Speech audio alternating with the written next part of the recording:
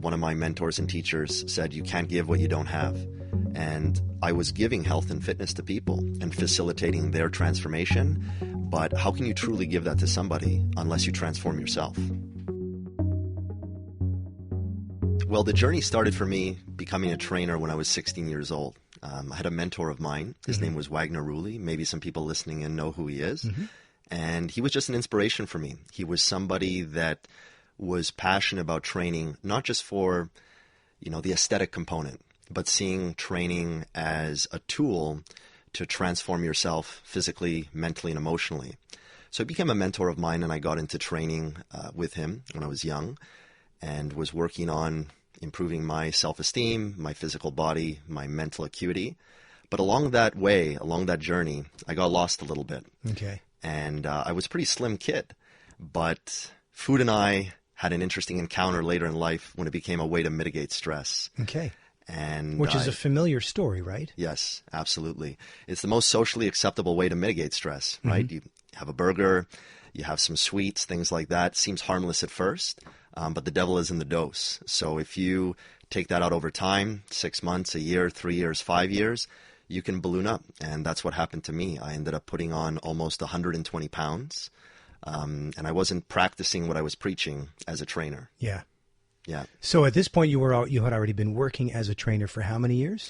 I was starting out, I started jumping in around 17, 18 years old. And I started putting on the weight around 19, 20. I was going through a lot of stressful things in my life, as most people do on a day-to-day basis. Yeah. And food just became that outlet for me. When your cortisol and stress hormones are high, sweets and sugary things do a good job at lowering that and changing your state. And while it serves you in the moment to have that release and that calmness, you pay the price later. You got to pay the piper. You actually just answered the question that I had in my head, psychologically, because you sort of understand when someone, takes a drink of alcohol or some form of a drug, you understand the physical response, I guess, in your body. You understand what it means to feel drunk or to feel high. What was it you got from eating that mitigated the stress? Right. So a couple of things. So firstly, you're focusing on the food. So your mind is not attached to whatever stress you're going through. So you're present with that food, number one. Number two, just hormonally, as you're consuming, for example, sugar or fatty things, it has a certain impact on your neurotransmitters and how you feel. So it alters your state. And people can get that through drugs, through alcohol. There's many ways to do it. Like I said, food is the most socially acceptable way to do so. But that's what it did for me. It would shift my state. You do that day in, day out, month after month, year after year.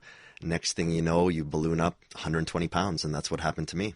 So after a meal, you would quote unquote feel better. Absolutely. And then how soon after would you not feel better?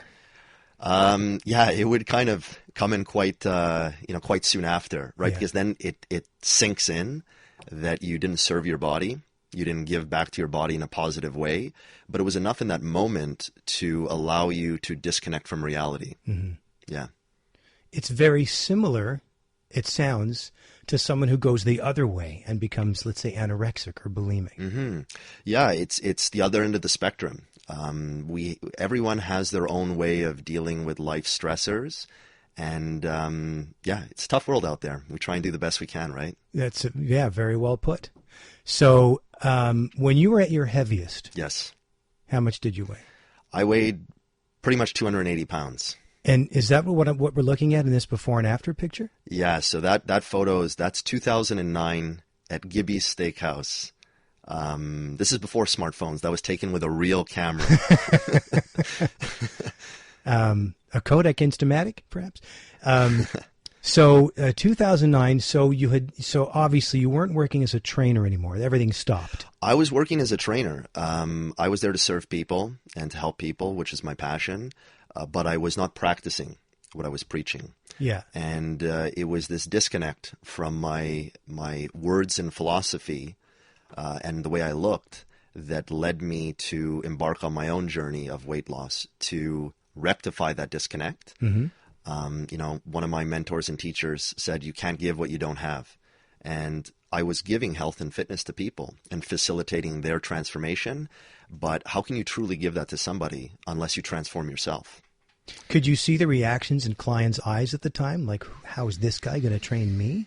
You know, perhaps some people that didn't become clients at that time had notions like that. But once people connected with me and, you know, they knew my background, they knew the results I could help people get, they were cool to go along the ride. But, you know, not all trainers are fit and in shape. Typically they are.